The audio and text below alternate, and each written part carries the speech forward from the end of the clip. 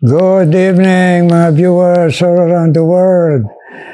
Pasalamatan naman natong Ginoo. Thank you Lord. Aripaning broadcast nga imo misyon si malagad kag ang imo laygay sa among tanan viewers kag mga lagad mo. Amen. Thank you Lord. Amo ginapirme ngaton dayaw sa Ginoo pasalamatan kada naton sugod sini nga iya broadcast. Karon makantan man kita sa aton theme song in times like this.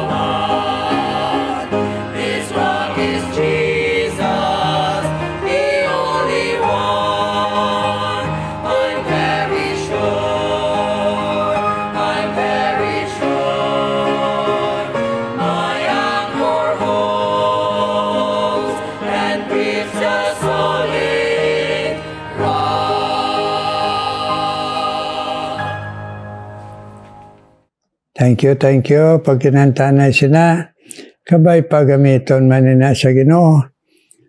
Nga sa gihapon, makapadomdom sa aton na importante gid. Be very sure, sigurohon tanghari si Kristo sa aton in times like this. Amen, mga viewers? Amen? Amen? Amen, mga viewers, sa pagkinantanay, karon magpadayon man kita palaygay sa Ginoo, pinagi siya pulong. Again, inspirar niya si Apostle Paul na maglaygay o na dito sa mga Kristohanon sa Ephesus kag sa aton man subong. Ari na kita, manungod din sa panimalay. Nagsugod laygay ang pulong sino sa asawa kag bana kung anuhon para makahimaya sa Ginoo, mapreserbar testimony.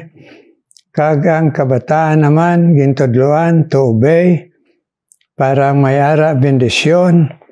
Gintudluan man kita, agabi, kung ano pagtratar sang kabataan sa aton, kag kung ano ang aton pagtrain sang aton kabataan, nga hindi sila maghupot sang kaakig sa tagipusoon.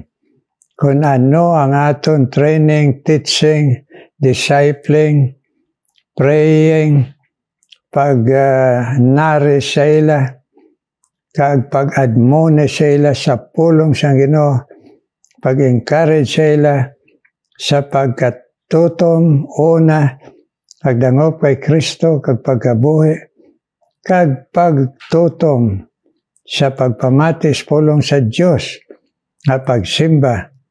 Nagsubong, ari naman kita dire. Chapter 6 sa Ephesians, verse 5. Servant, be obedient to them that are your masters, according to the flesh, with fear and trembling, in singleness of your heart as unto the Lord, not with eye service and as men pleasers, but as the servant of Christ, doing the will of God from the heart, with good will doing service, as to the Lord, not unto men, knowing that whatsoever good things any man doeth, the same shall he receive of the Lord, whether it be bond or free. May God bless sa iya pulong sa aton. Mapray kita, Ginoo, please, buligi man kami, na makahangop kami, nakadangop kami, makatugyan kami, Ginoo, natandog kami sa balang Espiritu, kag magatuo kami, kag magapati, nga magabuhat sini, please, Lord. Ayaw mo lang panghikot, Ginoo, kag sa gahom. Amon ginapangabay ini sa ngalan ni Jesus. Amen. Servant, ining kabulig, ining ginatawag ta moderno karon o OFW, no? Nga mga labi na mga babae, nga mo na gani ang masubo sa aton sa Pilipinas, kaya ang gina-export ta, hindi goods, kundi people na export naton. Kaga mo nga aton ginapatrabaho. Mga kabulig sa mga pamilya. Amo na bilang ginatawag nani. Karon ang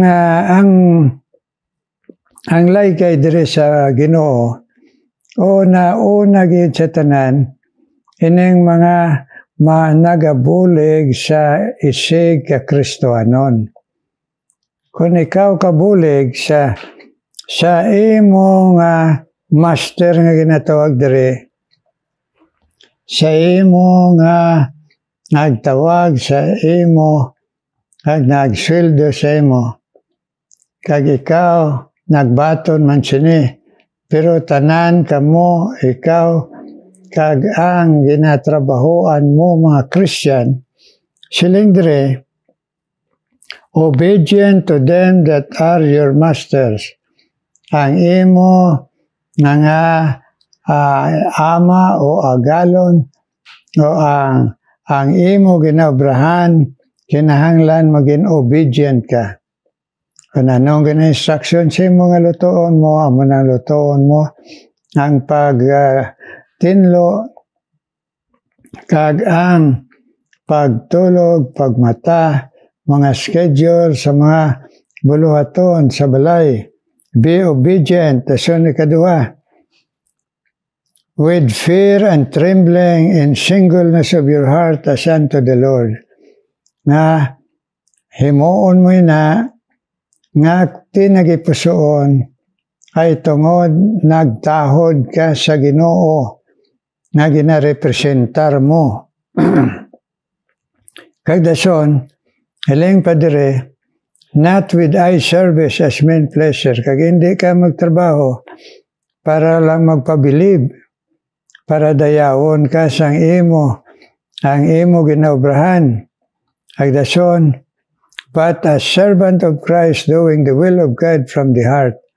Kundi nga mapakita mo ang Kristo nga ara sa imo ti pusoon, kay ang imo pagtrabaho tinagipusoon. Kagari pagid, siling dire. With good will doing service as to the Lord, not unto men. Ang buhatang balon, buhaton mo ni para sa testimony sa Ginoo sa imo nga kabulig. Now, primarily sa kung kabulig ka sa pareho mong Kristohanon. Pero subong ang pinakamabudlay gid nga viewers ay ang kalabanan nga nag-abroad, nagakadto sa mga nasyon kag mga agalon nga mga unbeliever, hindi lang unbeliever, ga kontra pa sa pagtuo kay Kristo. ano ang amo na gani kabudlay, ano ang pagbuhat ta sini?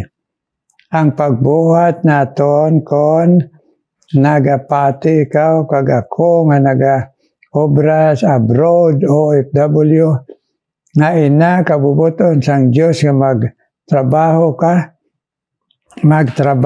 ka sa the best mo nga nahibalan, ag himuon mo para sa testimonya sa Ginoo, kag himuon mo nga nagabatyag sang presensya sa Ginoo nga magabulig sa imo sa sinang hostel environment, kay tungod kinahanglan mo kagabay pa ang mga Kristohanon nga nagtrabaho abroad.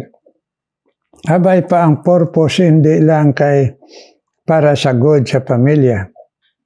Kay natural man na para sa future sang mga kabataan, sa mga kinahanglanon sang imo pamilya, labi na imo kabataan, na gusto ka may buwas damlagman, may future man, kay mapagraduate mo sa college, maprofessional.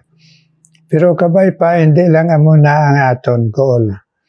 Ang aton goal, una gid sa tanan, para bendisyonan ka sa Dios sa kabudlayan nga mahimo mo, ma-experiensyahan mo dito abroad. Mahimuon mo inaman, nga ang imo manin ka, makabulig man sa likoton sang Ginoo. May amigo ako nga nagsiling Pastor, amigo, malakat ko abroad. Ko nga malakat ka pa kay engineer ka na. Hagang imo asawa, dako posisyon sa bangko. Nga man, siling niya ako lang anay magwa. At siling ko mano ka, siling niya matrabaho ko sa barko. Nga sang una ang mga communication sa pinagi lang sa daw text. Siling ko tinga masakay kagid sa barko. Abi man mga viewers siling niya sa akon. Pastor ng amigo ko.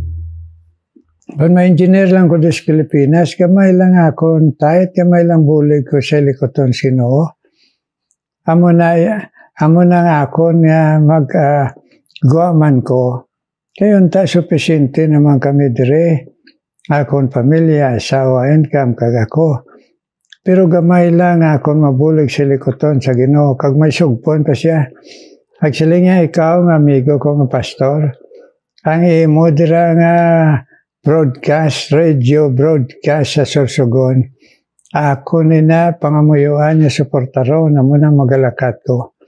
Kubaw salamat himayaon ang Ginoo sa imo na nga paghandom motibo sa pagsakay sa barko maging abroad nga may mga sakripisyo, may mga danger. Pero when pakamayo to siya sa Ginoo. Yes, kay tungod hindi lang para kwarta, para kinanglanon sang pamilya, kundi nagtuman siya, nagpati siya, nagtuo siya sang ginsiling sang Ginoo, seek ye first God. Kaya mo nang siling niya, yun pakamayo siya. Okay, of course, damong kabudlayan, pero kay may goal ka, goal, ay hindi lang sa pamilya, kundi sa hilikoton sa Ginoo, sa pauswag pagid sa Ebanghelyo ni Kristo, nagi sa pagsuportar sa mga alagad sa Ginoo. So praise the Lord, ato nga amigo ko nga isa ka engineer. Karon mga inigog mga viewers, karon niya mas mga mabudlay pagid kay mga iluya na nagalakat. Ari pagid ang dako pagid nga problema. Kay ang iban naka-eksperyensya nga ginamaltrato sang mga amo nila. Ang iban gani gina-assault pa ang ila pagkababae. kita mo na nga pagkadelikado. Pero kung una sa tanan, inkonsulta mo ang Ginoo sa paglakat, kag nakaibalo ka nga iyaman kabubuton maglakat ka, makasurvive ka gid. Basta hindi mo kalipatan ang Ginoo, agunahon mo siya, kag dason pamilya mo. Ang sakripisyo mo is unto the Lord. Amo ganang bottom line. Para sa kadayawan sa Ginoo, ebanghelyo sa Ginoo. Kag ikaduha pa nga maayo nga maghimo ka sa imo trabaho nga may kapisan kay tungod sang testimonya sa Ginoo nga ipakita mo sa imo amo kag ama. Kag ina nga mga insidente nga mga malain, ang botang balon sa Ginoo, nagpauli ka. Kay may pa magsakripisyo ka dire, sang siya maglain ang himuon sa imo. Amen, mga viewers, mabudlay na ang mga desisyon, pero silingon kita sang Ginoo, seek me first. Seek me first. Kay ara ang pagpakamayo, proteksyon, kag paglikaw. Ay kasubo lang kita, kaya ang iban ng mga OFW, hinapatay. Kung hindi ka Christian, tiyan mo gina ang pinakamalain matabo. Pero kung Christian ka, naging panindugan mo ang imo pagkababay, bisan magkainano, anhon ka, itreatin ka, katindugan mo ang testimonya mo kag ang Ginoo nga imo ginakabuhi kag ginapakita. Ang Ginoo may ara gid siya iya nga ibulig sa aton nga sobra pa sa aton mga huna-huna. So, para hindi madelikado ang atong kabuhi dito, sigurohon nga ang kabuton gid sa Ginoo nga makalakat ka kay para makaalagad ka pagid kag makabulig sa likoton ebanghelyo sa Ginoo kag imo mga pamilya. Sigurohon ta kay ni tanan ang kinahanglan man naton kung makabulig ka kusog sa Ginoo. Ay budlay man, kapoy ka man perme. Kung hindi ka magatubo sa Ginoo, magasalig, tanan kabudlay na sang ginagihan. Kagkabay pa, nasa gihapon, aton dumdumon nining prinsipyo sang Ginoo. Unahon naton siya, kag preserbaron, kag ang testimonya niya, kag ipakita ta sa aton kabuhi kapisan sa ang Ginoo sa aton. Okay? Kagkabay pa, ang Ginoo nagsiling with good will doing service as to the Lord, not unto men. May God bless sang iyalay kay sa aton. On kamo, mga patyag sang leading sang Ginoo, mahimo kamo kabulig. Abay pa labi na ang nagalinakat abroad. Seek ye first God. Amen. Karon, ang ako man pasalamatan sa inyo na may nagbulig sa amon na isa kabalo nga tungod sa alagad sa Ginoo. Alam mo ang bata, nagsiling siya, pastor, kay obra man asawa mo, buligan ko ikaw para makahimo ka sa hilikoton sa pagka-pastor, pagpamisita, Bible study, na hindi ka mahinder kay ako lang ang magatipan sa kabataan. Kagin pasalamatan ko ng Ginoo, kaya muna ang iya siling niya kuling sa Ginoo. 28 long years nga ginupdan niya ang alagad sa Ginoo. Tubtob nga nag 70 anyos, 75, kag nahimo na pensyonan siya sang ginserbisyuhan niya nga para sa maya sa Ginoo nga alagad sa Ginoo. Ngan pensyonan siya. So dayawon ko ang Ginoo kag pasalamatan sina kay Hilaria Lalaan. Karon mga muyo kita. Ginoo may nga balaan, salamat kid sang imo Ginoo pagtudlo sa amon sa tanan nga mga avenue ang goal sa amon kabuhi Ginoo nga ang the best sa tanan as unto the Lord nga imo seek ye first nga imo unahon namon ikaw ay arang bendisyon mo Ginoo. Ay kung kami lang, Ginoo, sumano lang namon ang amon, kung mga may crisis dito abroad, huwag kami lain tawgon ikaw mangyapon. So tudloy kami, labi na Ginoo, mga nagatrabaho abroad, kang ilang mga sakripisyo Ginoo, nga maghandom sila, nga magabulig sa mahilikoton, kag sa ila, pamilya Ginoo. Preservara kag bendisyon man sila. Ato nga sang ila loneliness kag mga kabudlayan Ginoo.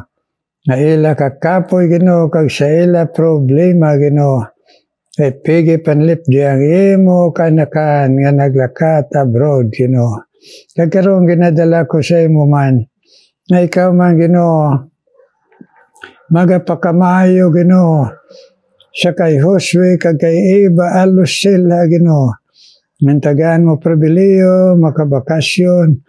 Ere liwat sa Pilipinas Ginoo sa ilahando makabakasyon magid.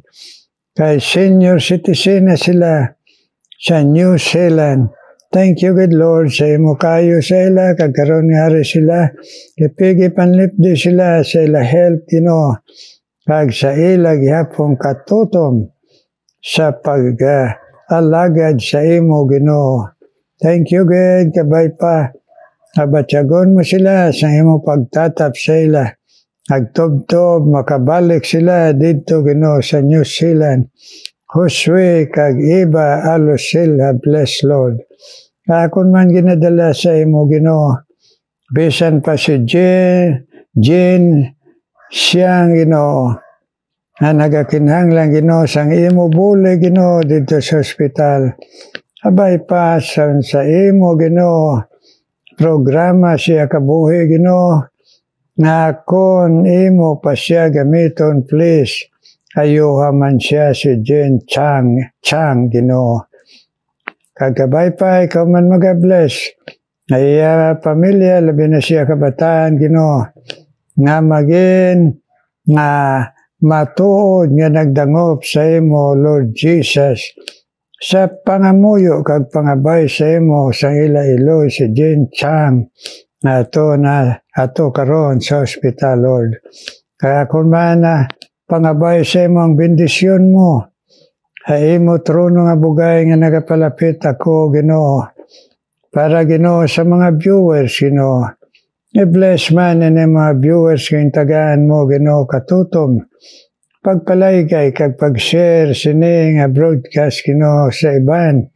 Kay Christina Gabaya, agbisan pa sa iya pag-encourage siya Iloy Celia Gabaya. Nga sa gihapon Ginoo, nagapalaygay sila, kag kabuhi sila sunod sa imo laygay. Kag sa ila pag-share, bendisyon man si Christina Gabaya Ginoo. Agbisan pa Ginoo si Myra Villa Delgado. Kakatutong pagpalaygay sa imo kada broadcast nga ang iya handom sabton mo man siya Ginoo. Mantagaan mo siya katutong pag-alagad. Sabta man siya sa pangamuyo iya sa iya kabataan Ginoo. Kag siya isa kaapo Ginoo ngara sa iya Myra Villa Delgado Ginoo. Kaging kuha mo na iya bana Ginoo. Please Ginoo pabatyaga siya.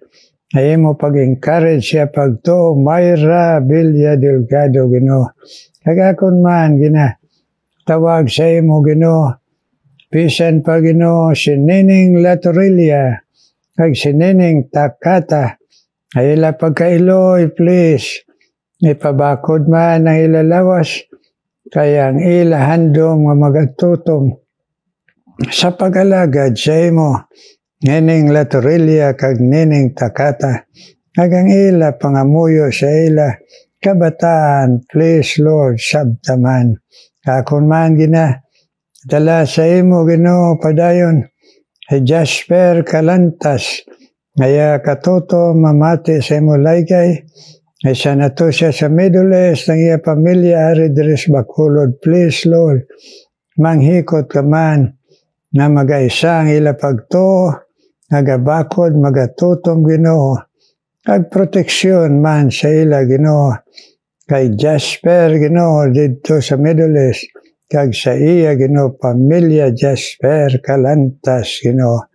Akon man ginatawagan sa imo, Ginoo, nga ikaw man magapadayon, bless kay Nole Balsomo, kag kay Joyce Montaño, ay ila padayon pagpamati sa imo pulong, kag saya panghangkat, challenges sa ila kabuhi ng mga iloy, ay ila labi na si Nole Balsomo, ay iya bata si journaling nga nagkinahanglan pag-ayo mo sa iya nga makatindog siya, Ginoo, sa iya higdan. Please, Ginoo, suno sa kamanggaran sa imo bugay, amo na updan si Nole Balsomos pangamuyo. Kaya bata, kag siya pamilya, kag siya bana, Ginoo, bless. Kamtang siya nagapalaygay sa imo kada gabi, kag si Joyce Montaño man, Lord. Salamat sa imo, paghatag siya katutom, pag-alagad sa imo, kabay pa, i-bless mo man ang iya pagto, ang iya lawas, kag iya kabataan, kag bana Joyce Montaño, Lord. Ako man pangabay sa imo padayon, ang imo pag-bless kay Raquel Hinita, ay iya, Ginoo, katutom hatag mo siya sa pag-alagad, kag ang iya, Ginoo, kabugaton siya pamilya, Ginoo, iya kabataan, Ginoo, ila pamilya, kapuhan, kagang iya utod, Ginoo, please, answer man si Raquel Hinita, ay iya pangabay sa imo, kay padayon pabakod iya lawas, kag katutom sa pag-alagad, Raquel Hinita, Ginoo. Akon man ginatawagan sa imo, Ginoo, na ikaw man mag-bless kay Sheila Boynaflor, buligi man, si Sheila Boynaflor sa iya kabuhi, pangabuhi, nagsiya pagtatap siya ugangan, Lord. Kaya hatutom sa pag-alagad sa imo, upod siya pamilya, may padayon, bless, Ginoo, kag sa ilang mga lawas, Ginoo. Salamat sa pag-atipan niya, ay iya ugangan nga nagamasakit.